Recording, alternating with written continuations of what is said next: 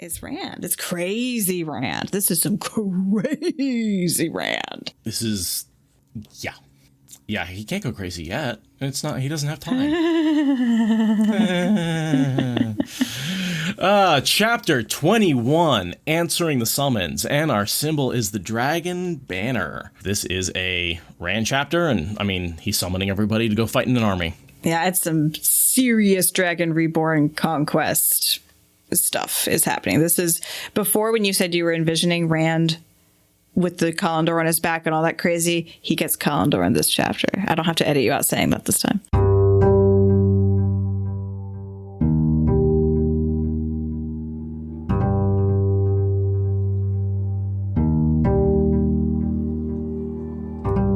This is the Wheel of Time Spoilers podcast.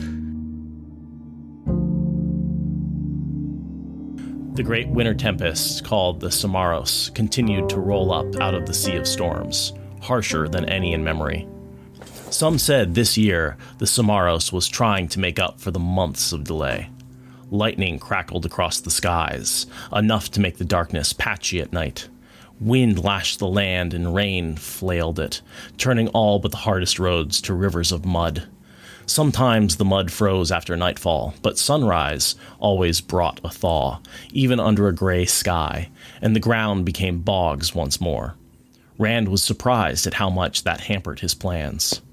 The Ashaman he had sent for came quickly, at mid-morning the next day, riding out of a gateway into the driving downpour that obscured the sun so it might as well have been twilight. Through the hole in the air, snow fell back in Andor, fat white flakes swirling about thickly and hiding what lay behind them. Most of the men in the short column were bundled in heavy black cloaks, but the rain seemed to slip around them and their horses. It was not obvious, yet anyone who noticed would look twice, if not 3 times. Keeping dry required only a simple weave, so long as you did not mind flaunting what you were. But then the black and white disc worked on a crimson circle on the breast of their cloaks did that. Even half hidden by the rain, there was a pride about them, an arrogance in the way they sat their saddles, a defiance. They gloried in what they were. Yeah. The Ashaman have been summoned. In the storm and it's just the visuals of that. Yep. And, Rand being one with the land, wind lashed the land and rain flailed it, like Rand being flailed and lashed, like there's a lot of punishment going on with Rand here. Yeah, a lot of anger, a lot of obscurity. I mean, you were talking about how this book is about fog of war. Yes. This is the literal embodiment of fog of war. This in the next couple of chapters. But they can't see more than 50 feet in the rain and the trees and the fog. And he can't see what's going on. He knows not to trust anybody. And it's, yeah, this is how Rand feels inside. And he even comments in this chapter that Luce Theron is back and angrier than ever. And it's like, Rand, that's you. You are so angry. You are angrier than we've ever seen you in this whole series. He's angry at the Seanchan for taking his land, for winning. Like, he's pissed at the Seanchan. He thought he had fought them off. He thought that was a boss battle, that they were done, that they wouldn't be back for a generation. I used the goddamn Horn of Valyr. Yeah. They're not going to be back until after the last battle. They're done. And they fucking have the nerve to show up on his doorstep. I understand where he's coming from. Like, that's a real big disappointment. That's like the Forsaken being reborn or being transmigrated into a new body and coming back, It's like, I killed you once, old man. You don't make me do it again. Yeah, like the Seanchan did what the Forsaken do, and they completely bounced back like that was their plan the whole damn time. 2 chapters from now is actually called Fog of War, Storm of Battle. So, yeah, Fog of War is coming. I tried to look up Samaros and see if there was any way to tie that to a real world. Nope. This is the only place in the entire world it exists. It is in this chapter. It never comes up again. There's no information anywhere. There's no relevance to anything. It's very meaningless. It's pure fluff. And yet, it's used like 5 times in this chapter. It's so annoying. No, 1, 2, 3, 4, 5, 6, 7 times in one chapter. And only in this chapter. Why? Why, Jordan? Why would you make up a word, pretend that it matters, and then just the brown Aja in me is blue balling so hard. Yeah. I mean, it may be a corruption of a word that like the El Nina sort of storm system, but I got nothing. ENSO is what that's called. It's the El Nino Southern Oscillation. Enyo Samaro. No, it's dumb. It's dumb. I think it makes me think of like samosa. Samaro, samosa, which is like, again, that's dumb. That means nothing. That's unhelpful. And then we've got the keeping dry, the splitting the weaves over. That's something we've seen before from, I feel like, women keeping themselves dry. Is that something that the women have done where they split the water over their head like an umbrella? I think that we've seen that. Yeah. I mean, yeah, of course Aes Sedai do that. Naturally. Aes Sedai do that. Weave. Yeah, that's super normal. Yeah. Yeah, no, that's normal. But it'll look really cool. I mean, it does look really cool in the theater of my mind, like this weird, it's like the water cloak, right? Like no matter what the TV show does, it will never be as cool as what's in your mind because it just isn't possible. And so what you can imagine in your mind is just beyond what any VFX is ever going to do. And I don't think the VFX is going to do this because it's a simple weave, but a hard visual effect. Yeah, but I enjoy trying to imagine it because rain is one of my gripes in TV, in general TV and movies. Rain always looks like it's being dumped out of a garden hose, which is very... Because it usually is. Yes. But that's very not how rain actually looks in real life. I know because I live in a very rainy place. Rain usually doesn't look like that. And yet that's only how it looks in movies. It's like moonlight. Like I understand it's a effects thing, but... This is one that's really fun, the way that it would look. And I look at real rainstorms and it's just, I don't know. Maybe I'm just stoned. I just think it's really cool. You could do actually get like a transparent umbrella and have that like on their heads and just like VFX out the thing that's attaching it to their heads. Yeah. Yeah. Just coat it all in green screen stuff. Like freaking Jurassic Park era could make this work. Right.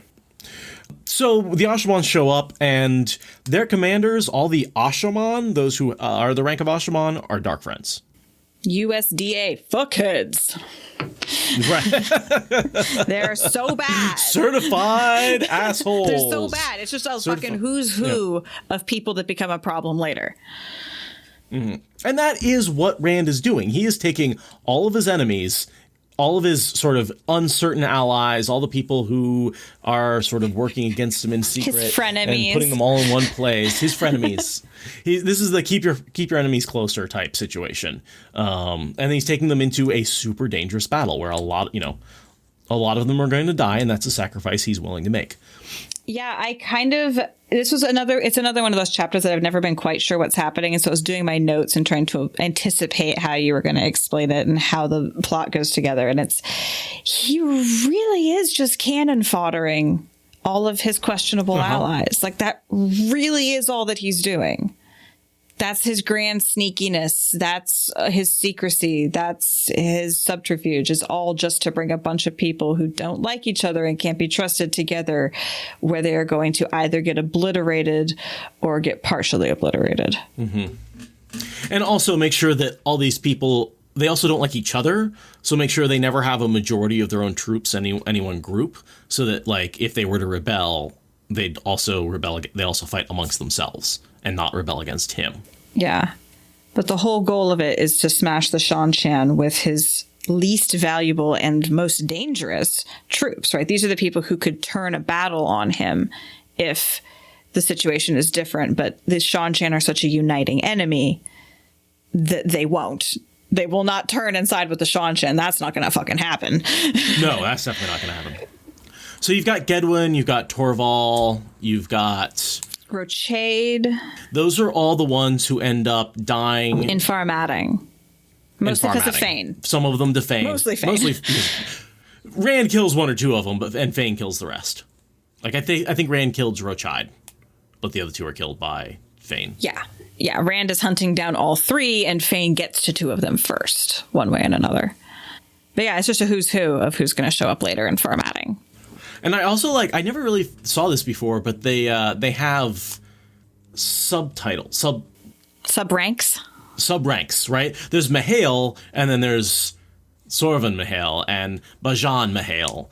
And these are all what kind of leader? There's the Mihail, who's the leader, and then there's attack leader, storm leader, all that kind of stuff. Yeah. He's creating a military structure, a chain of command, a hierarchy. He's defining all this stuff, right? First, he started with making names, right? Rand defined the initial ranks of dedicated soldier Ashaman, or soldier dedicated Ashaman. But Tame has done all of them, making the Black Tower and making the Traitor's Tree and all of that ritual. Now he's making a structure. It's hello, Rand. This guy is absolutely building an army that's going to fuck you over. It's so obvious. Why are you just pretending like you don't see this? The Black Tower. Yeah. Right?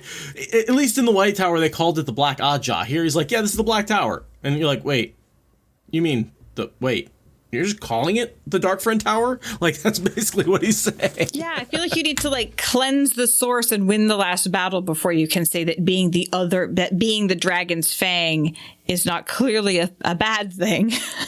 And they wear all black and they have all black tents. And it's the iconography is a little on the nose without having won the last battle yet.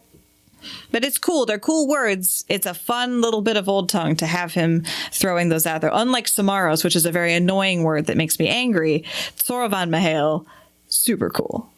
Super cool. Yes. Agreed. And again, a shame I don't think we get it very often. We don't get much more about these titles. I think once or twice when we're with the Pavara Androl group. I think somewhere in the Black Tower arc it comes up once. It's not much. It could be used more often, for sure.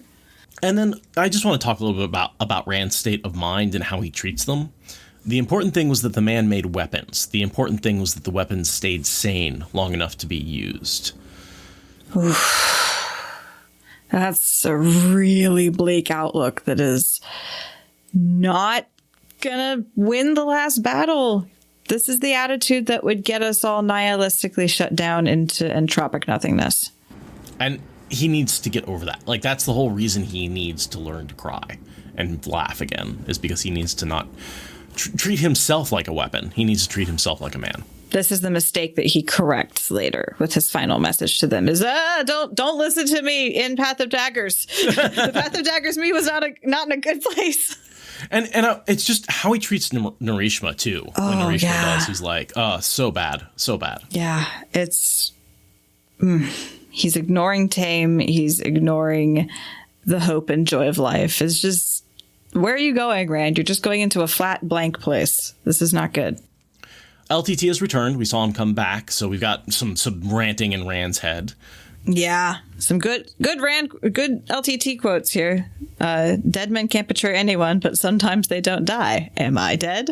It's whoa. Are you? And then I think the most important quote.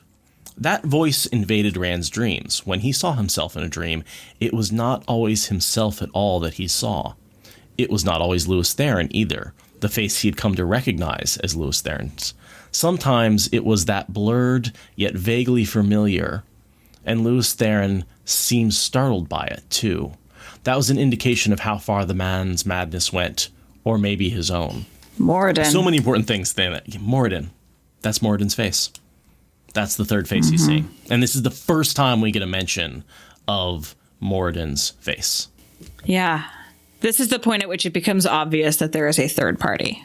And the reason it's familiar, vaguely familiar, is he saw him in Shadar Logoth. He knows what that man looks like, but he only encountered him once, and he's it's blurry, I can't quite match it up. It's I know I've seen that face somewhere, but it was a big day, Yeah, you crossed the streams, you killed Laia, and you somehow, and Samael was destroyed by Shadar Logoth.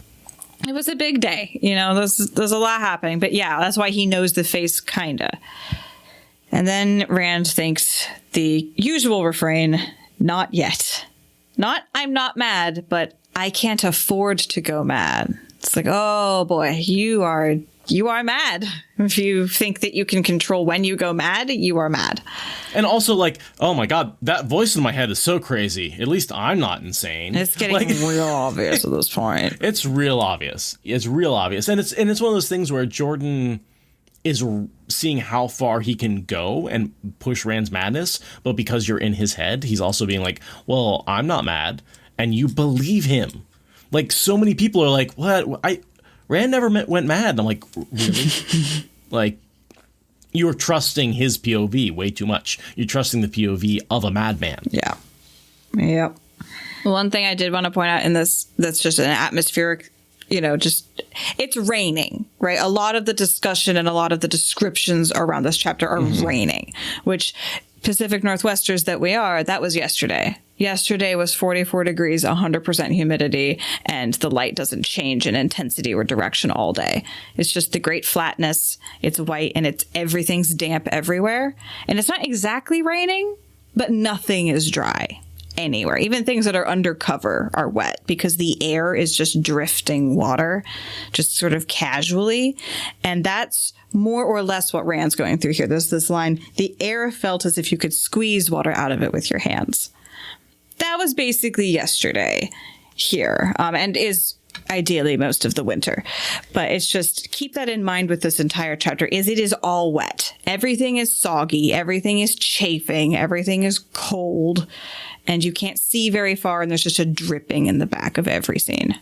And any heavy equipment's going to get stuck in the mud, as we're seeing in the Ukrainian invasion. Right? Like, you have to stay, like, that actually is a real problem with what the Russians are doing, is they have to stay on the main roads, because the second they leave the main roads, their equipment's bogged down in the muck.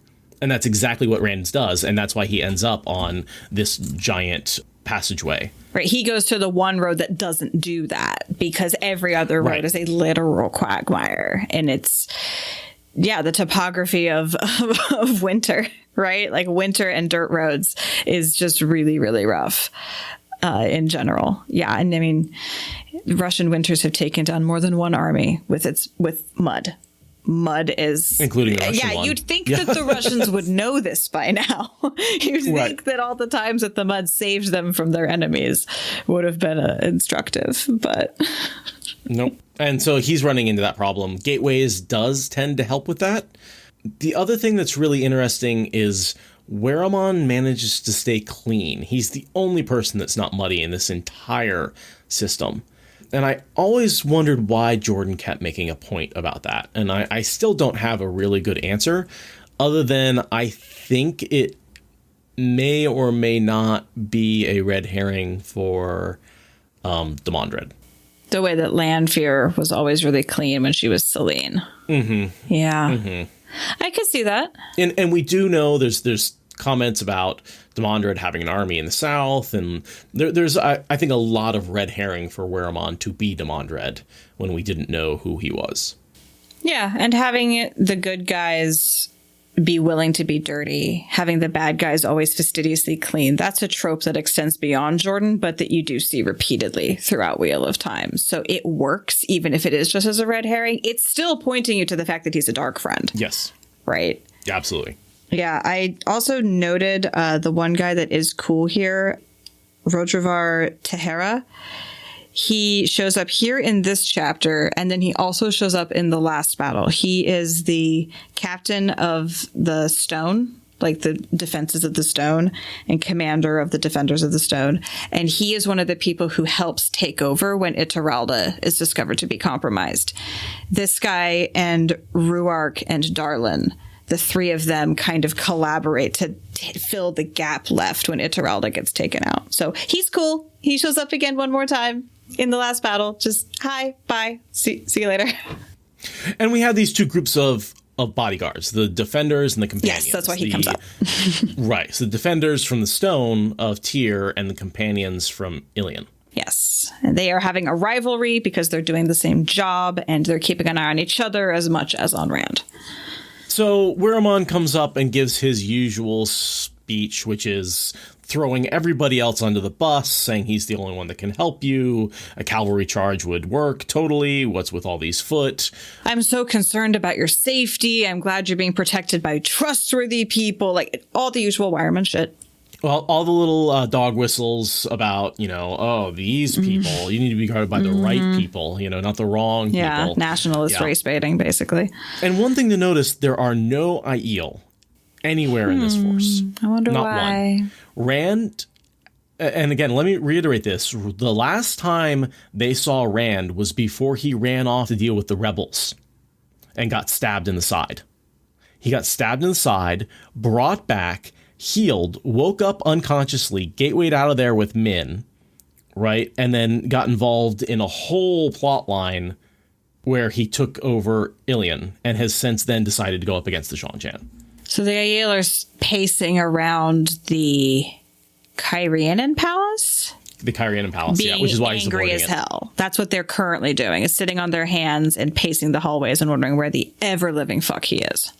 And literally last time they saw him, he was unconscious and stabbed in the side by Fane's dagger. He was laying in bed, recovering where Samitsu and Flynn had healed his wounds, and it was just a matter of waiting for him to wake up. And so the Aiel wise, but there were wise ones there when he woke up and got out of bed. Sure. So they know that he woke up. But then he immediately disappeared. Waltzed out of there and didn't take And any has of them not with returned. him. And now he's doing this incredibly dangerous thing with people he doesn't trust, surrounded with nobody he can trust because he thinks it's dangerous and he wants to protect them. But oh boy, is he going to hear about it with fists and feet when he gets back.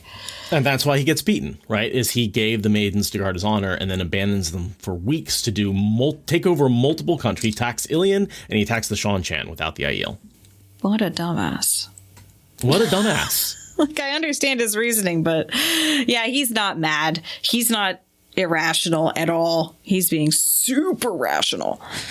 So yeah, it does feel like it comes out of nowhere when he gets his ass beat by the Aiel, but when you realize just how long he's left them and how much danger, it's like, oh yeah, no, if you actually look at it from their POV, he's been a real dick to them. Yeah.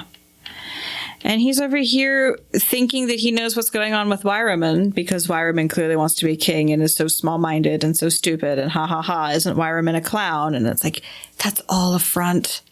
I mean, yeah, Wyraman's an ambitious, slimy person, otherwise he wouldn't be a dark friend. But like, how much of this is just a smokescreen for what he's really doing? And how much of it is just who he is? I think it's like 70% him smokescreening for what he's actually doing, and 30% that's who he is as a person. But I think he has orders to like be ingratiating, be subversive, be divisive, be involved. Like, I think that everything he's doing here is calculated to keep him close to power and close to being able to just fuck shit up at that subtle level where, oh no, he's just incompetent. That's why half of your army is dead. He's just incompetent. It definitely wasn't a conspiracy. I think he's doing everything to maintain that kind of access. Totally. Absolutely. I mean, he is the useful idiot, right? He is this guy who thinks that by being bravado, he can get power just by claiming it, and if no one challenges him on it, which is what's happened, he just keeps getting more and more power, and power begets power, money begets power. And Wyraman is in this cycle where he's just getting more and more powerful, even though he's an incompetent asshole. Yeah, failing up, as powerful men are wont to do. I can't think of any examples in our modern politics. No. Nobody has ever failed up with disastrous consequences for millions of people. Mm-mm. Not in the UK or in the US. Not anywhere, ever. Certainly not several times in the last few decades or centuries. No.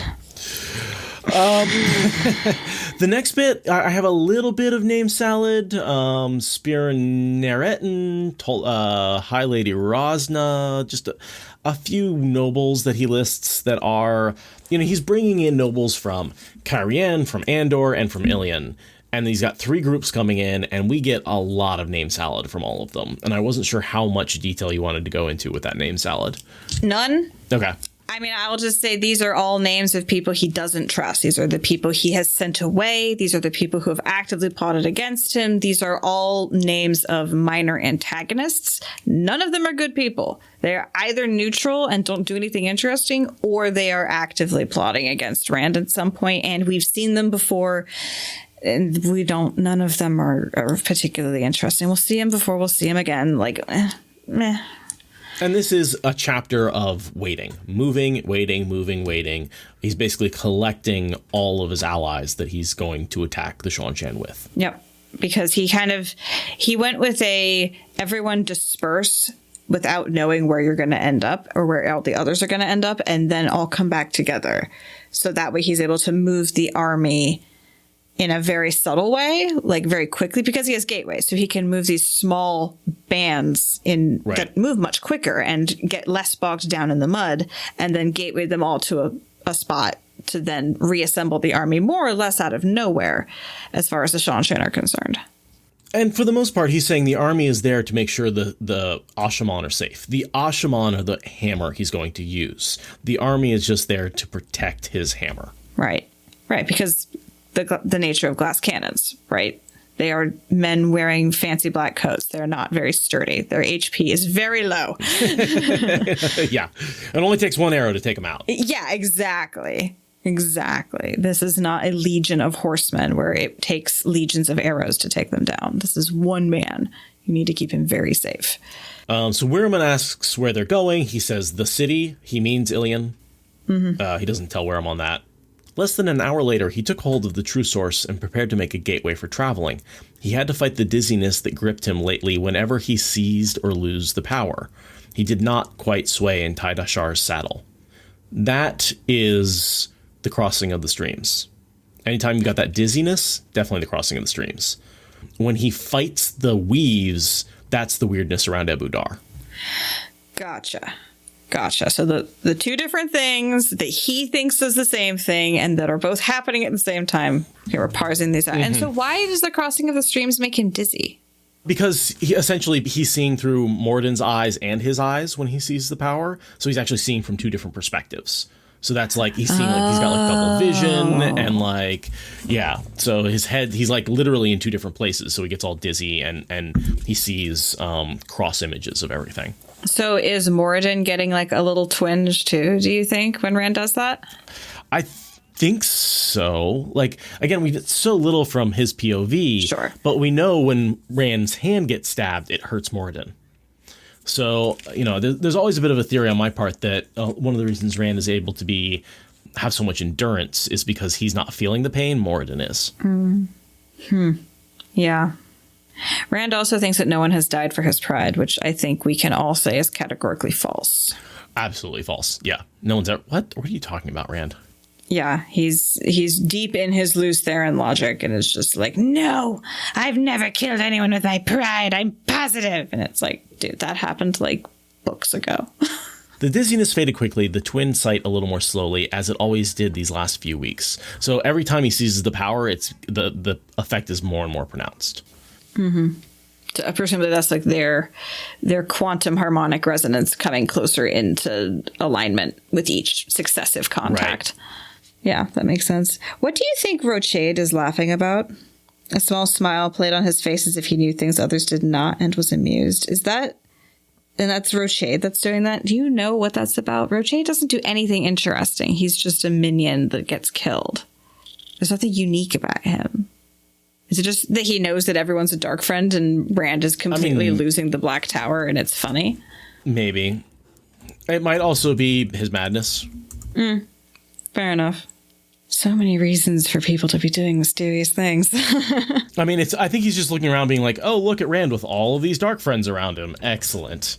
Because Rochade is a dark friend at this, like, he's not like one of those turned people. He's like an active dark friend. Active dark friend, yeah. So, yeah, he's probably looking... He might even know about Wiremon and just be like, that's funny. Yep. No, because they're all talking. We see Wiremon talking with them repeatedly. And Dashiva as well. Oh, you're right. I did notice the stuff with Dashiva later. And Rand kills Rochade with the sword. Formatting. Yeah. Yeah, he's the one that he actually gets to kill. So, Yeah, maybe just resting asshole face. Who knows? Could be. Rand is paranoid, so I guess I don't have to take everything that he thinks is seriously. So yeah, then Rand worries about Narishma not being back yet because he's supposed to be back. Rand wants his ginormous rocket launcher of a Turangrial that is Callandor. Right. He wants Callandor. And this is the gateway opens to Ilion, and the causeway of the Northern Star, which we were talking about, is the only road that's not going to get muddy. Oh, that's not what this is. This is a built road. The road that's not going to get muddy is the Silver Road that runs through the mountains. There's a lot of roads, but this is just the approach to the city. This is an actual causeway built through a marsh, so it can't get muddy because it's already constructed. Okay. Over a marsh. This is why Ilion doesn't need walls, is because you need a built road that is extremely easy to defend in order for people to get through. Okay. I missed that. Okay, that makes sense. That Ilion is in the middle of a marsh, and then you need a causeway, which is an elevated built road. Yeah. That's the only way to actually get to and from it. Okay, that makes sense. Yeah. The whole muddy roads thing comes up a little bit later, and that's about like the network of roads that traders use to get their goods across the continent and that whole reality. But this is just getting into the city on a not muddy road. They had to use a gateway to get to it because it would have been too fucking muddy to get there any other way. Also distance. And then so we have name salad again. Guiramon, Marcone. Guiam and Aracom and Grigoran Panar and Samaradrid. And this Samaradrid is Kyrienin, Panar is Ilion, Guion and Arcombe and Marcone. And then he thinks about how some people that he sent away and are feeling slighted by that should think about the sneaky reasons why he kept who he kept, and people who are too stupid to leave behind, too powerful to shove aside. That's Wyramon. It's just like him thinking about these machinations and just doing his Deus de Mar thing. We're getting a look inside a paranoid madman doing Deus de Mar, basically. Here's a question. Why does he send away the wagons but keeps the carts? Well, I was going to ask you that, so I don't know. I'm something to do with traveling, something to do with the limitations created by the size of the gateways they can travel with. That's what I thought. Or it's the weight. Because, again, mud. Because normally, like we see with Perrin, he has to switch to carts because his Ashman can't open a gateway big enough for wagons. But in this case, Rand keeps the carts with him, but he can open up the biggest gateway there is. But he does disperse them later. Like, there is a distributed way that they move later on. So he can't be the only one who's able to make the wagon holes. That's the best I can imagine. But yeah, I like Fire Phoenix here saying the wagons are heavier, so maybe he plans on going across more marshland as opposed to the wagons, which aren't. But that, everybody's traveling. Yeah, everybody's traveling. I don't know. So I never found an answer to that as to why he kept the carts but not any of the wagons. I like the weight argument, that it's because it's just wagons are just heavier. Plus, they are easier to move through smaller gateways. And there's greater mobility and nimbleness. That's got to be the reason.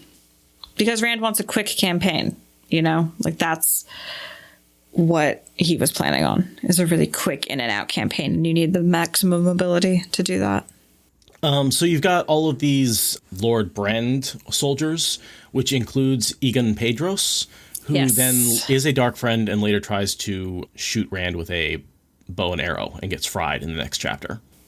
Yeah, this is the guy who's leading the group of rebels that Rand negotiated with in the last chapter we saw him with. For now, he's just an adequate leader who's brighter than he looked because appearances totally belie intelligence. And we get his name. So he seems like a neutral character. He's just going to follow Rand. It's going to be all Taviran and fantastic and awesome. And then, he turns out to be waiting for the opportunity to shoot an arrow at the Lord Dragon. So, description of the cause of the Northern Star, causeway of the Northern Star. Description of Ilion. Like most of the great cities, Ilion had a name for exotic mystery, free-handed tapsters, and willing women. At least among men who had never been there. Basically, say about all in of big them. cities. Oh, yeah, that city, the women, I can go get laid, they're going to pour me beer, And like on a certain level, cities are like that more than towns, right? Like you're much more likely to find a quote unquote willing woman in a city than in a small town. Cosmopolitan areas do tend to be more free-spirited than their rural counterparts. That is definitely a thing. That's very true. And then, just more options on your, whiskey selection or your beer selection or, And you have no reputation. So people don't already know that you suck. So you can go completely start over. But yeah, he definitely wants to keep them out of the city for those reasons. Yeah, so they basically just camp at the edge of the city for one night, and they gateway in, camp for one night, and then gateway out to go start the campaign. It's a very interesting little, go back to the base and sleep somewhere safe, and then fast travel out again. Gateways just make such a difference. You can just move your army to a completely safe location for one night and then move them back into a dangerous location without giving your position away or any vulnerabilities to your enemy at all. You just hop home real quick and then hop back. It's fine. And I think that's also why he's limiting the number of troops. Those hops become difficult if it takes more than a couple hours to move your troops through the gateway. So limit the number of troops you have for speed, especially when you have Asha'man, when the Asha'man are the hammer. Right. Yeah. And the approaching army has to get pretty close to threaten the Asha'man. So you don't need that huge of an army. You want to come and get this? You're going to have to run through a meat grinder to even try to get me. The soldiers probably won't have anything to do. And he sends more into Ilion to get, essentially, isn't that Matt's band of crossbowmen? I didn't actually follow what happened with that. So more galloped off across the causeway. And then the next day, you've got all the foot that come out, and the foot is armed with crossbows. And isn't that's the group of people that were rejected from the Black Tower? Yeah, Matt and Bashir worked out a plan between them. Bashir has been the one executing it, but yes, it was fundamentally Matt's plan. And yeah, that is where they come from. I forgot about that connection. Yeah, so then they're the ones with the big dragon and the buttons on the side. They're essentially Rand's best army at this point. They're like the Wetlander version of Aiel, like the Aiel that go for being the Spears of the Dragon. They're in that space. Suswayamon? Yeah, the Suswayamon. The Suswayamon and these guys are in that same category of we have actively chosen to give up our old lives and follow the dragon. We are not displaced by him. We're not ambivalent about him. We are actively choosing to give up our lives to become his followers. Mm-hmm. And the reason that they don't have pikes is, again, because Matt's plan is to just you have these ranks of crossbowmen that can reload very quickly, and they just mow down anyone who comes at them because they can fire off so many shots so quickly. And the reason that they're so loyal to Rand and have this attitude is because they tried to go to the Black Tower and were rejected for lack of ability, not lack of willingness. So they're already committed to the cause and can't go home because that would be problematic. So this is now where their future lies because they're all Black Tower rejects. I had not really thought about all the implications of that until I just talked it out right now. That's intense. That's a fun one. So many stories happening within that army. So many intense personal stories happening on that journey. Actually, they're still setting up the tents, so they're not in tents yet. God damn it. And the tents are setting themselves up, basically, because they're being set up by the one power, the black tent of the Asha'man. And we get these two different factions based on the tents, right? So we've got the pitch black tent with Gedwyn and Rochide and the Dark Friends. And then you've got Flynn and the others who are essentially Rand's loyal, actual Asha'man and the dedicated and the soldiers. Yeah, they just sleep in the open. They use the power to make the ground more comfortable, less soggy, but they don't have infrastructure. And they don't even bother building cook fires. Like literally everything happening at their place is like they're in a VR video game that didn't want to spend too much money on graphics. It's just all just happening. I'm pretty sure they're not on the ground. It says they had a pair of tents that went up not far from Rand's. So they are in a tent Flynn and the others. Oh, it's the... Okay, no, it's the attendants with the Black Tower embassy that only gets slightly dried out ground, because of course the Black Tower people, not embassy, but of course the Black Tower party doesn't have tents for all of their people, only for the full Ashaman. That checks out. But yeah, Dashiva goes over to talk to the storm leaders and then wanders back over grumbling to himself, and it's like he's checking in on how Tame is doing, and he's upset at how plots and intrigues are going from a Darkfriend perspective, because he's a fucking Forsaken who's angry at plots he can't manipulate. He can watch it happen, but he can't manipulate it, and it's pissing him off. That's how I interpret his grumbling, anyway. Yeah, and I think being chosen as one of Rand's attendees has both been a good and a bad thing for him. It's good because he's like with Rand, but also bad because he's like constantly under Rand's eye. Mm-hmm. And this is the group of people we see, attack Rand at the end of the book. Dashiva, Gedwyn, Rochide, like those the rebels that blow up the palace. And so clearly they're upset with what he's doing, and they're planning to rebel against him. Well, and also they have incentive from Tame. It's not like they decide to do this on their own. Yep. Tame is like, go kill that motherfucker. So I'm looking for what triggers that attack. One of the things that, because it comes a little bit out of nowhere at the end of the book, I'd like to keep an eye on why they decide to attack him when they do. Okay. Because I don't feel like it's obvious what triggers that attack. Okay, well, it definitely hasn't happened now, so now's a good time to start looking. Exactly. So Rand gets to go into his tent and lay on his bed and think feverishly about literally all of the things. It's absolute paranoid thoughts, plans, mind racing. Well, his terrible plans. 2 or 3 more days and the Shan-Chan would have been dealt. Yeah, no, it's not happening in 2 or 3 more days. It's going to take way longer. Then back to Carian to see how negotiations with the Sea Folk had gone, to learn what Cod Swain was after, which that is kind of what ends up happening. He does end up heading back to, this sort of tells us what he's going to do after the disastrous attack on the Shan-Chan. Mm-hmm, mm-hmm. That is where he goes next, for sure. And then he also, he thinks about if Matt and Elaine were in Mirandy, the way it appeared, which is no. He thinks they're with the Saladar Aes Sedai, who are currently camped in Mirandy. He thinks that Matt and Elaine are with the Band of the Red Hand, not with Egwene, and it's just ridiculous. He's completely missed that they've been in Abu Dar this whole time. Like, Matt's been in Abu Dar. He's missed the fact that Elaine is now probably in Andor at this point, right? Yeah, and he thinks it would be weeks at best until Elaine could claim the Lion Throne.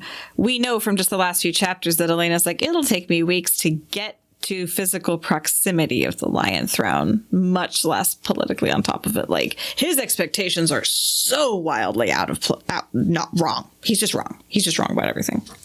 And then he had to talk to Nynaeve. Could he cleanse Saidin? It might work. It might destroy the world.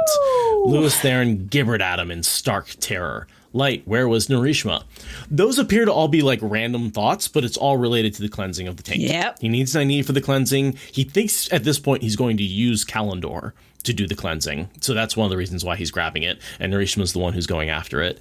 And he's worried that, putting all the taint of Saidin and attacking with all the taint of Shadar Logoth is going to basically cause this reaction that could crack the world. Like a matter-antimatter explosion. He's going to make a micro black hole in the center of CERN, and everything will be sucked into it. Yeah. Seems like a legitimate fear in his case.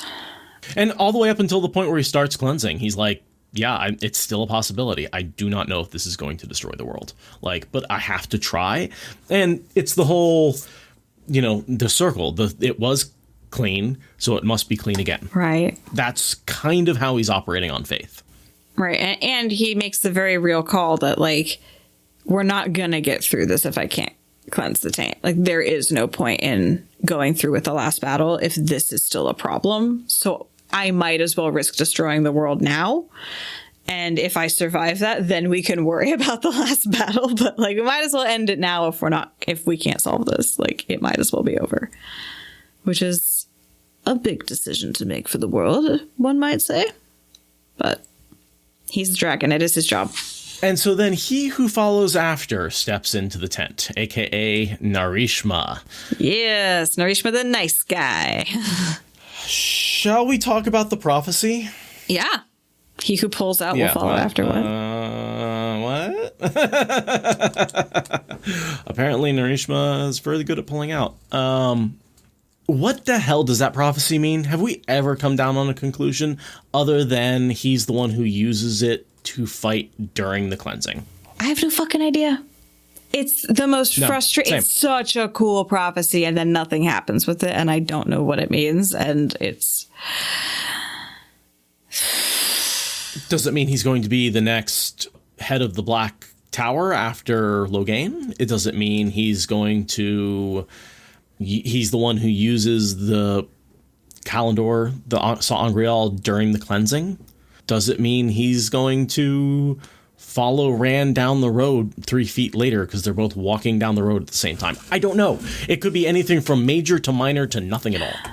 What if it means that he ends up being like an heir to part of Rand's legacy in the Fourth Age, and it just has nothing to do with what happens in the books, but like he's one of the guys that like spearheads a university that really does a number on the Industrial Revolution or whatever, and like it's him following after in Rand's footsteps in terms of the legacy that he wanted to leave for the world and building things. Like it's completely, your mileage may vary, do it yourself. I've never heard a compelling explanation for what it is about. It's Same. very annoying. Because there's lots of speculation, and you could headcanon a lot of things, but I don't see any definitive proof in one direction or the other. But this is where we find out that Narishma is the one who draws it out. So at this point, we sort of get the fulfilling of the first half of that prophecy. And the fact that he does get entrusted to use Callandor after Rand is a really indicative sign that that prophecy has to do with him, that this is a person who Rand will trust to use one of the most powerful Sangreal. Like, it's weak, but it's something. And the reason Narishma is able to use it is he uses it in a circle of 3, 2 women and him. And so it doesn't, the taint on it or the flaw in it doesn't hurt him. The other thing is, Narishma goes and gets it and says, "It took me a while to figure out what I had to do. You didn't tell me everything. You nearly killed me." That was ridiculous. Rand had told him everything he needed to know. He was sure of it. There was no point to trusting the man as far as he had, only to have him die and ruin everything.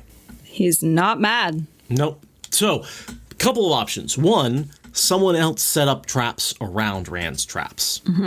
Entirely possible if Forsaken walks in and says, "Yeah, I'm going to go ahead and set up some more traps." Like, just in case Rand tries to come back and get it, then maybe he'll disable his own and the traps will get him. Another possibility, Rand was using Callandor to set up those traps, and Callandor creates madness, so maybe he didn't know what he was doing because of the Callandor corruption effect. And of course, the third option, Rand's fucking insane and doesn't trust anybody, and absolutely didn't tell Narishma everything because he was worried about Narishma. I'm pretty sure that was the side I came down on when we talked about it before. And it was a very convoluted set of mental gymnastics, but I was very sure about it. And looking at it again, it's the simpler explanation is that a Forsaken thought that Rand would just waltz in and undo his own traps, never thinking to look for a second set of traps that would have killed him. But because Narishma didn't quite trust Rand and went in very, very cautiously and checked for traps like an experienced rogue in D&D, he managed to disable and deal with those traps that the Forsaken had apparently not set up particularly well because they assumed that Rand wouldn't bother looking before he leapt. I think that's a simpler explanation than Rand was mad and didn't trust Narishma, so he undermined Narishma. And like, yes, Rand is mad, but strategically, it makes more sense that a Forsaken was hoping to trip him on his own pride, because Rand's pride does get people killed. Which Forsaken? Ooh, which Forsaken? When did Rand put Callandor in the stone? At the beginning of Shadow Rising. So, like, most of the Forsaken were still alive on their first go-around. He hadn't even killed that many at that point. The one who I think would be most likely to, because LTT rivalry, would be, like, Samael. That's what I was thinking. It's his kind of thing to, like, mark his spot, mark his turf like a big dog, you know? Yeah, that's why he wanted to kill Rand at the Waygate in Shadar Logoth. Exactly. That was my reasoning. Yeah. So, yeah, it makes sense that he would set up, and he was a trap type person. He liked to set up traps. Yes. He did not have a sense of dignity or honor around that. He's like, no, if I can trap kill you, I will absolutely do that. And Ravine might have been an option if he wasn't, pre-bail fired. Ravine wasn't dead yet. Sorry, not Ravine, Bilal. Yes, it absolutely would have been at Bilal's alley, but Bilal had just been taken out like a week prior. Right. So, and I think Ravine was too focused on Andor. I don't think he would have gone into Ilion to do that. Agreed. I also think that Grandal might have thought of it, but that event wasn't on her radar. She was doing other stuff. I'm also assuming that they were male power traps. Oh, they would have had to have been. Yeah. And again, that's another reason why Grandal wouldn't bother. She would find a different tact. Like messing with boys and their swords is just like, leave that to the boys. Like that would be her attitude. Right. I think. So it's got to have been Samael. Demon Dread wouldn't find it honorable enough. He wants to face LTT face to face and not, because stabbing him in the back with a mouse trap in the shoebox is not his style. Plus, he's over in Shara now. Yeah, exactly. Like he's on his own thing. So Samael's the right kind of petty and strategic to have done that. Or possibly just Mihail. I think it'd be hard enough for him to get in there and get away with it. I mean, he has plenty of irons in the fire for being able to mess Rand up.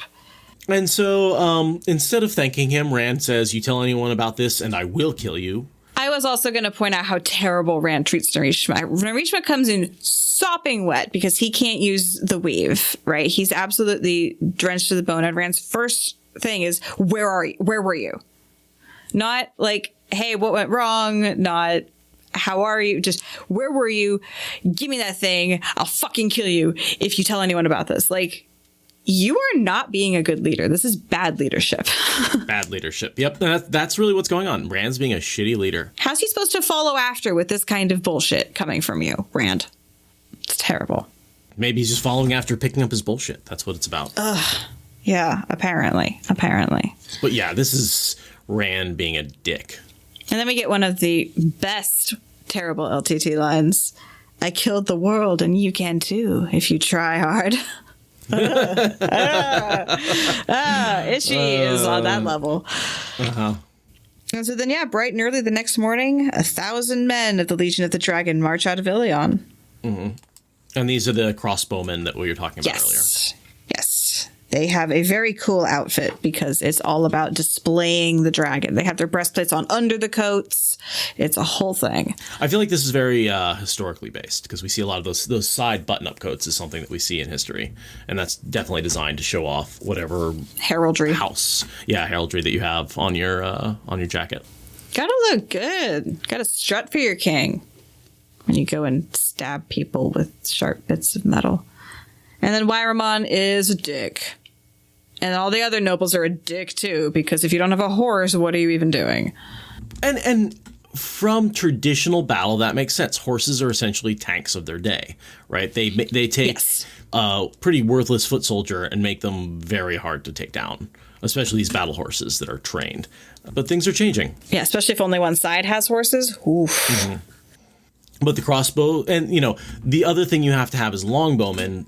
They're highly trained. So you have these highly trained crossbowmen, or really expensive horsemen that are generally nobles.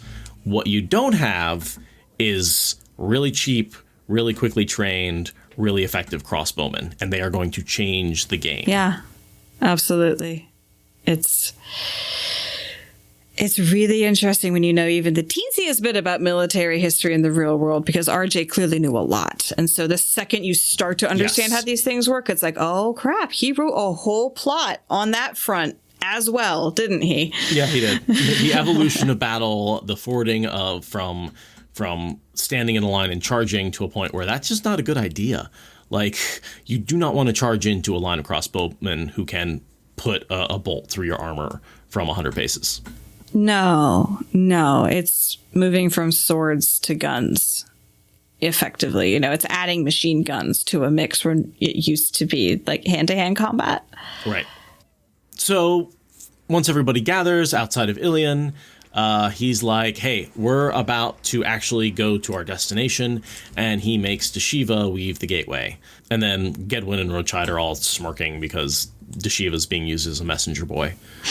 And we know how they feel about messenger boys, right? That need to just transport the army around. That's such a mundane use of power. Like, that might also have been why he was smirking at Rand earlier, because Rand was doing the mundane thing. Oh, if you make a gateway for an army to move, you are signaling your low rank in Ashaman culture. Exactly. I hadn't thought of that, but you're right. It could be literally that petty that it's like we use this as a demeaning phrase and a demeaning task. Mm-hmm. It is an actual punishment in our culture that we're creating, and you doing it is hilarious. Yeah, no, that's fair. And so they show up in the Nemarellan Mountains, sharp peaks that wall the west coast of Ilion. Beyond them lay the Cabal Deep, and beyond that is Ebudar. It goes off into ellipses, but beyond Cabal Deep is Ebudar. And you'll remember Cabal Deep from my wave lecture a few episodes ago. That's the Cabal Deep is that really deep spot that then suddenly becomes the coast, where I explained about how waves work, and that's why the Shanshan must be going overland rather than across that stretch of ocean. We're back here again. Mm-hmm. Mm-hmm. Right? Nobody knew where they were going because Rand is super sneaky, and they get through and they recognize the mountains and they go, oh, this is where we're campaigning against the Shanshan. Because of the right. It all comes together for them. Of course, Wirman had to have it explained to him finally by Tihara. And he was upset because the plan is for the horsemen to sit on their horses and do nothing while the pikemen while the crossbowmen ideally do nothing but protect them. They do not like the idea of hiding behind ranks of common crossbow foot soldiers. Ew. Mm-hmm. Also, I think Wirman is trying to feed information back to his masters, and not knowing where they were going, he's kind of upset to learn, like, oh, this is not where I expected. Oh, yeah, for sure. Wirman, again, I'm convinced that Wirman is operating as a dark friend in this section. This is not him getting to go his own way and be who he is. This is Wirman, the dark friend, and he's, yes, very frustrated at how good Rand is at not giving away information that would let him sabotage the plans in some way. And yeah, here is where we get the part about muddy roads. So the Silver Road carries all the inland trade for the West. And then there's a Gold Road that leads to Farmatting. Roads and names alike dated from before there had been in Ilion. Centuries of wagon wheels, hooves, and boots had beaten them hard, and the Samaros would only skim them with mud. They were among the few reliable highways in Ilion for moving large groups of men in the winter. Everyone knew about the Shanshan and Ebudar by this time, though a good many of the tales Rand had heard among the armsmen made the invaders seem Trollocs meaner cousins. If the Shanshan intended to strike into Ilion, the Silver Road was a good place to gather for defense. This is the strategy of the winter mud, the topography being really rough, the ocean being impassable. That's why this spot is so predictable for having a confrontation, and why Rand thinks it's going to be easy peasy lemon squeezy to just in and out, kill the Shanshan, no big deal. He thinks it's a done deal, and dumbass. No. And so again, he gathers more assholes, right? High Lord Sunaman and Turian, Britome Saigon, Colaver's cousin, right? So Colaver who got hanged, Ryotin, Torum Ryotin's sister, who's like against him, a bunch of other Colaver supporters, Anaela, yeah. It's a bunch of name salad. All the greatest hits of people who have plotted against him in the past and who he probably should have killed. Right. From all the various countries that we've seen him take over, there's always a group of people who are unhappy, who are trying to rebel. And he's like, okay, cool. Let's go attack the Shanshan together. You first. And he had them all in holding patterns in other countries or in situations where they were looking at their allies as closely as their enemies. He had all of them sort of occupied elsewhere while he did what he needed to do. And now he needs to kill the Shanshan. And he's like, hey, all of you into one spot. Attack. That's how I'm going to deal with you next. So he gathered them in, all the folk who had been too long out from under his eye. He could not watch all of them all the time, but he could not afford to let them forget that he did watch sometimes. He gathered them, and he waited. For 2 days. Gnashing his teeth, he waited. 5 days. 8. And then finally, Bashir arrives, his general. Yes. And That is one of the few people he trusts. He is surrounded by people he doesn't trust. I remember last time we were in this POV, we talked about how it's a terrible thing that Rand has no one he can trust to spend any time with and have any space with in this campaign. Finally, one person that he actually trusts, and it's Davron Bashir, who is definitely the MVP of this disastrous campaign and is probably the only reason that it doesn't end with Rand dead. Also, welcome to the family, Perrin's wife's father. Mm-hmm. Yep. This is now becoming a family affair because Rand and Perrin are essentially brothers. We're just deciding that. Right. Oh, they have been the whole time. Yeah, exactly. That's the thing. Also, he has a serpentine sword, which I assume means he doesn't have it in a sheath, because the waviness means that it can't come out of a sheath, and that seems... No, as long as your sheath is wide enough. Okay. Like, the waviness is still within an envelope. But the sheath has to look serpentine in order for Rand to describe it as serpentine here, I would think. Could be stylistic. Yeah, there's a picture in chat of some wavy swords. And I was trying to look this up before recording started because I remember like a little logic puzzle I saw years and years ago about how like a sword like this would actually lock in its sheath. And like maybe that was oversimplifying the situation because it was a logic puzzle for children. I feel like you just have to make a nice, long, wide opening and a fairly wide sheath that's like plenty of clearance on both sides. Okay. Well, it's really neat that he has a serpentine sword. That makes him even more cool than, his tiny stature and huge personality and giant walrus mustaches and a wiggly sword. It's just, he's so cool. Yeah. He's so fucking cool. And again, chat comes through with a straight sheath with a wavy sword. And you can see how the waviness fits within the confines of that sheath, even though the sheath is quite a bit wider. So cool. That's a really cool looking blade. And the sheath doubles as a club. That is super cool. And that's actually a dragon blade. See the little dragon head on the hilt? Yeah. And then the tail is the blade. Yeah. That's right. That Rand needs that knife. Bashir should get that for him for like the 5-year anniversary gift. That's perfect. I also really like here in this last little bit that Rand spends most of the night poring over maps scattered across the table of Southern Altara, and no two agree very much. As a geographer, as someone who has studied a smidgen about surveying and map making, it amuses me. Like, yeah, map making is really hard. It's really hard to know where things are with respect to other things. Like surveying is so complicated and so hard to do right. Without satellites or air gateways.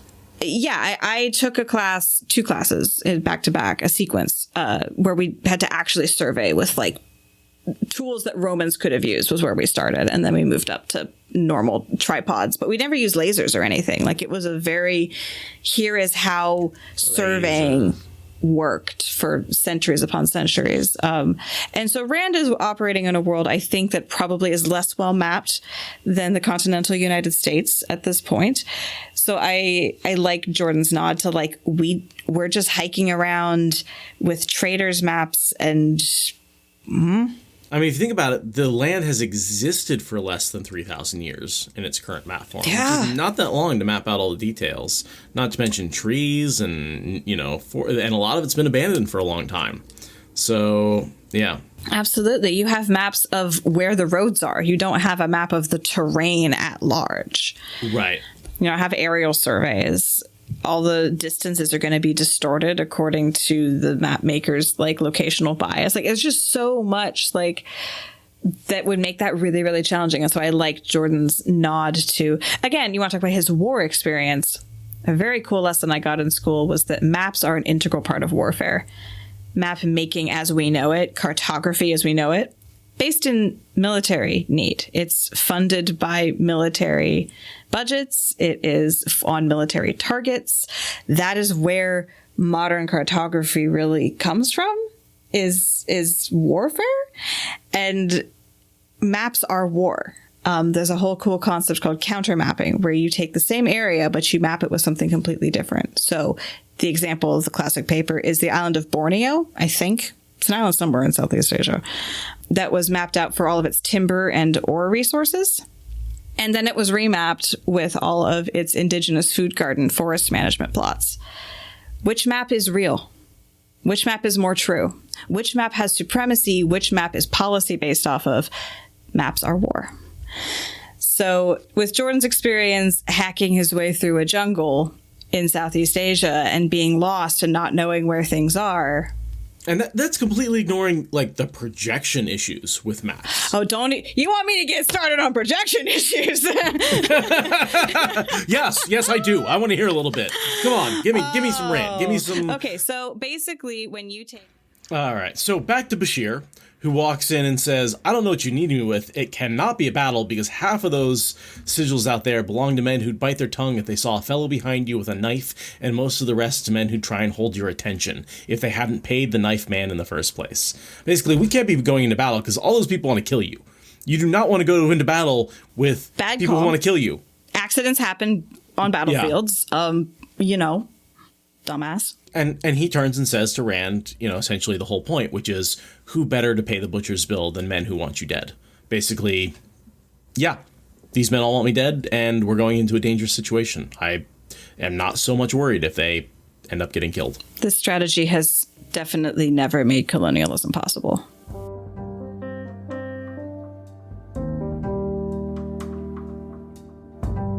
If you're going to fight a battle, he told Bashir, who better to pay the butcher's bill than men who want you dead?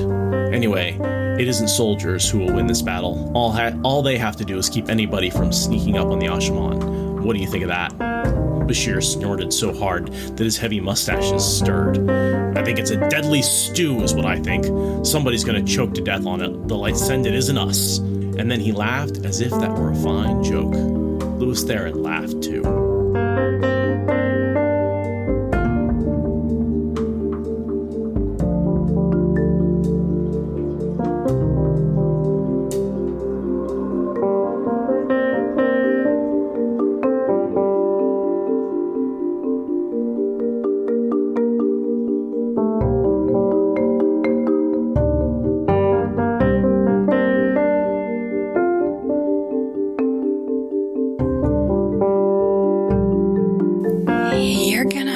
Choking on it. It's a lot of death coming. A lot of death. And Rand's the one who's going to cause most of it. And it will have literally nothing to do with his pride, because he is a sane man. Yeah, I'll do it myself.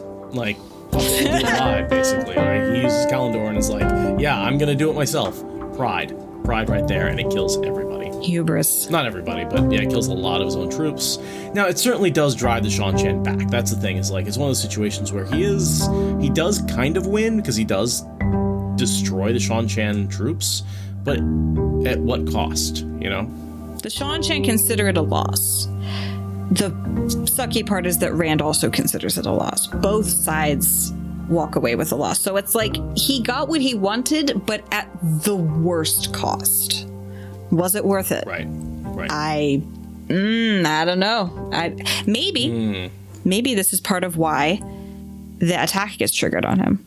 Maybe the failure of this battle is why Tame decides to make his move. Maybe, possibly. I don't know. But it's going to be interesting to see.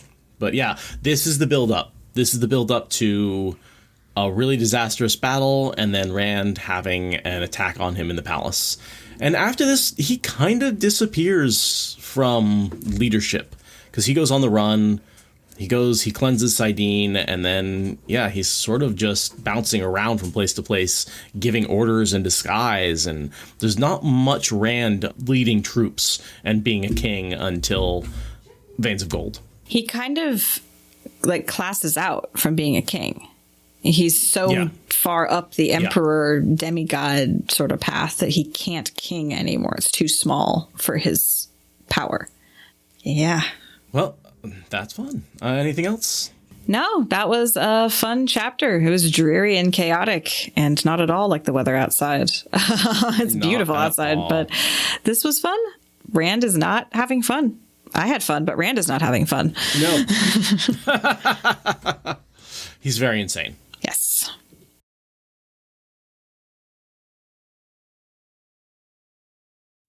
Oh, you want me to get started on projection issues?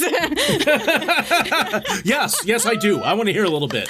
Come on, give me some rant. Give me some. So basically, when you take a 3-dimensional object like planet Earth and you want to put it on a map, that means you need to put it into a 2-dimensional frame of reference. This means you will be distorting the data. That's a geometric fact. There are many, many ways to do this, and it's called projection. So say you have a cone, a cone. You can project this 3D image onto that cone. It's going to be much more accurate around the equator than at the edges. This is something you can observe with like a lamp with a cool pattern on it is next to the wall and it's like spinning, right? And you see it like moving across the wall and you see how it distorts as it gets farther away and gets more accurate as it gets close to the wall. That phenomena, that is projection. So how do you choose where on the Earth is close to the wall, so to speak? That is your tangent point, where the shape that you're projecting onto, the 2-dimensional shape you're projecting onto, connects with the 3-dimensional shape. And the distortions will radiate out from there. Where is that 0 point? Because that is where distortions will be least. Now, the common map that we all think of when we think of a world map. Mercator projection. 0 is at Greenwich, England. Oh, I wonder why. Editing Aradia here, I just needed to qualify. 0 on a Mercator projection in the east-west direction has its 0 point in Greenwich, England. On the north-south axis, the 0 point is quite naturally along the equator. So the 0 point where the 2 zeros intersect on that grid, it's in the Gulf of Guinea off of West Africa. It's 380 miles south of Ghana, 670 miles west of Gabon. It's directly south of Greenwich, but the equator is a much more obvious 0 point and much less arbitrary than the east-west division that Greenwich is. So just had to qualify that. Sorry if I got anyone confused. Okay, back to my rant. So you have England looking detailed and big and important and central. And you have Iceland and Greenland looking ginormous. And you have Antarctica looking like some weird squiggly thing at the bottom. And you have Africa looking kind of small. Eurasia looking pretty big. North America looks pretty big. South America, not so much. Put that 0 spot anywhere else, and Greenwich, England becomes this vanishing little wriggly dot at the crinkled western edge of Europe. Also, use a different projection. The Mercator basically takes all the parallel lines, all the longitudinal lines, makes them parallel. It's not how you can do other ways. So many other ways. There's a map or a website that I can never remember the name of, but it had a bunch of projections just based on math that were like stupid projections, like star-shaped projections, heart-shaped projections, like question mark-shaped projections, like to prove the point. Like it's a math question. Projections are simply a matter of math. You can project however you want, and you can choose in a projection, you can distort area, distance, or both. You cannot distort neither, but you can choose to distort only one, or you can choose a mix of the two. And there's some other ways of choosing, how to do the latitude versus the longitude distortions and stuff. Yeah, Mercator, which is the one we were talking about. The Robinson, which gives it sort of a spherical look because it's got the curved meridians. There's one called the Dymaxon map, which is projected onto an isohedron, which is a pretty cool one. And that looks a little more realistic, but it's got that, like, there's a lot of chops and cuts made out of the globe. So with that, you've distorted the area of the ocean only. This is sliced and diced so that way the land masses are as close to realistic as possible, and the ocean has taken up all of the distortion. Gall-Peters is a cylindrical world map that retains accuracy in surface area, but distorts things by, like, stretching them in weird ways. So the surface area is accurate, but it looks very weird. You've got one on a sinusoidal projection, which was apparently used in the 16th century. So, these go back a long ways. This problem is well known. And again, it's only math. It's just drafting and math. And the thing is, there is no actual solution other than getting an actual globe. Yep. An actual globe is the way to do it. And there's a really fun map projection called The World According to Fish, which centers on the Pacific Ocean. And this makes the ocean basin of the world like the centerpiece, and all the continents are distorted all to hell because it's the world according to fish. That's just land they can't I've also got Gode's homolocine. That's very warpy looking, but it retains the accuracy of country sizes. It's got kind of the orange peel look to it. Oh, yeah, I like that one. That's one of my favorites. Yeah, it's reasonable. It gives you a reasonable sense of how the continents look when you are on like something like Google Earth and like spinning a globe around and looking at it. Like that reasonably accurately projects what Google Earth shows us. Oh, man. The World According to Fish is a great projection. That's a lot of fun. Looking at that now. Yeah, it's fun. It's so familiar and yet so foreign. And you can also do things like take a projection you're used to and just pick a different zero spot for it. So generally zeros are going to be around the equator or, Greenwich, England. But you could also say like make Antarctica the center and have the whole world distorted from there. And Antarctica is perfectly accurate and it's the whole rest of the world that's warped. And also looking up size comparisons of countries, doing like those map overlays helps you, again, remember to calibrate your expectations when you're looking at a map. So never believe maps. Maps are lies. It's statistics and maps and lies. Right. And lies. Lies, damn lies, and projections. Yes, very much so. So, yeah, that's a favored rant of mine, courtesy of going through a geography program. And though some of you may remember that rant from West Wing, if you're familiar with that show, there is an episode about the projection. Yes. So. That clip was literally shown in 2 of my geography classes. It hits the nail on the head. So good.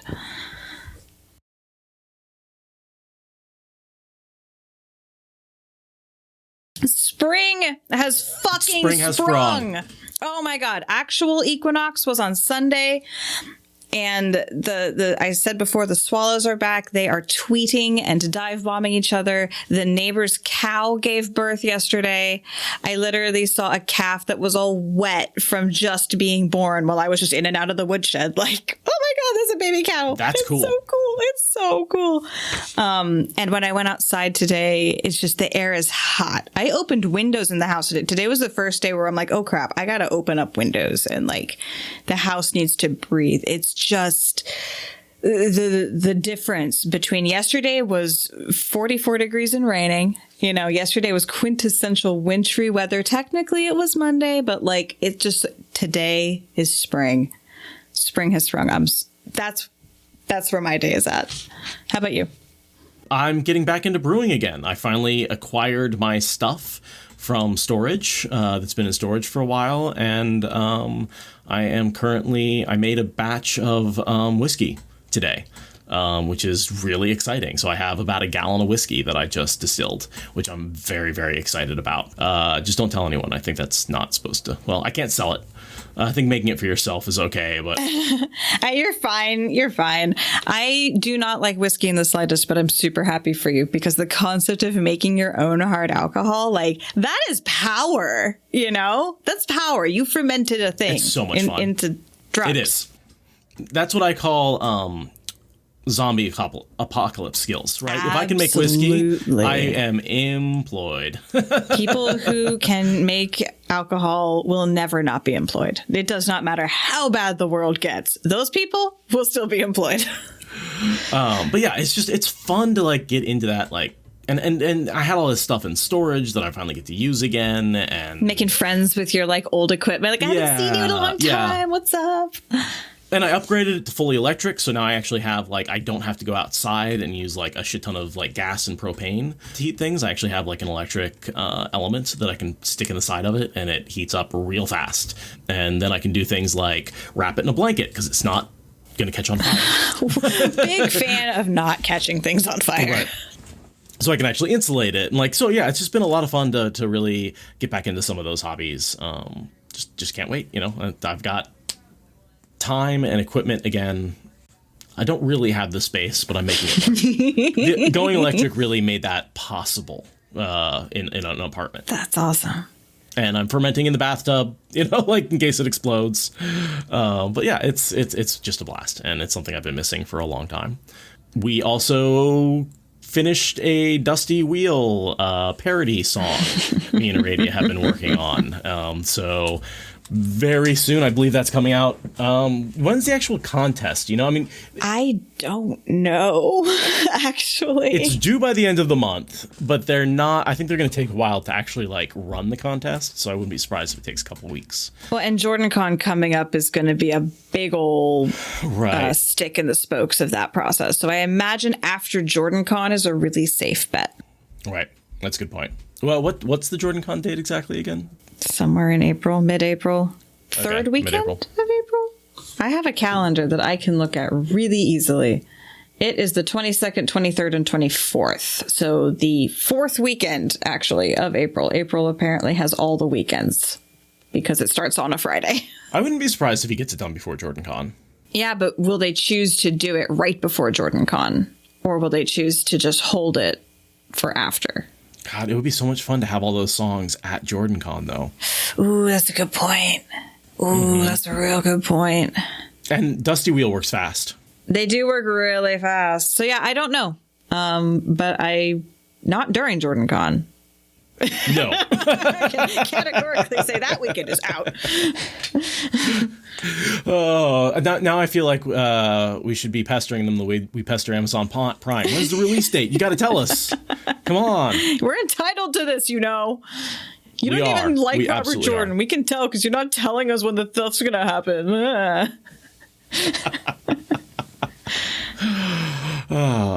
Other than that, my work start date for my new job is pushed out to the 11th just because HR is slow. HR is what I'm hearing. Yeah, which is fine with me. It's just taking a little bit longer. Oh, I successfully edited my first Travel On After Dark. And yes, if anyone is listening who listens to Travel On After Dark, if you listen to episode 46, I edited that.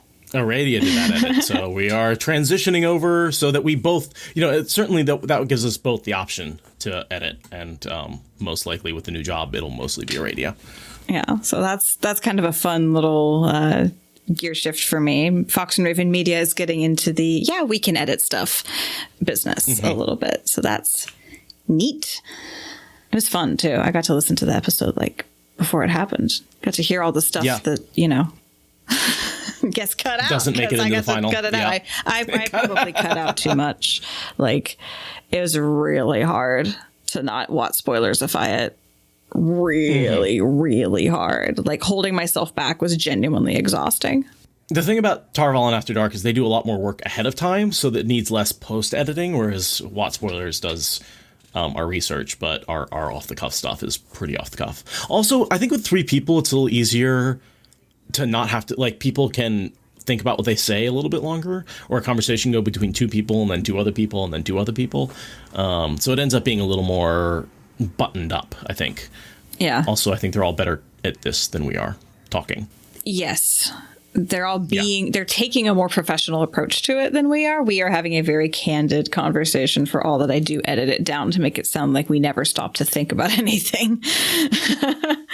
But yeah, no, theirs is very fun. It's a fun puzzle. I just need to learn a new routine with it. But yeah, that's the other, I don't know. I'm sure we have some crossover audience. So for anyone who's wondering why the audio continually gets better and better, it's because first Seth got involved and now I'm going to be involved. And Fox and Raven Media is building a brand.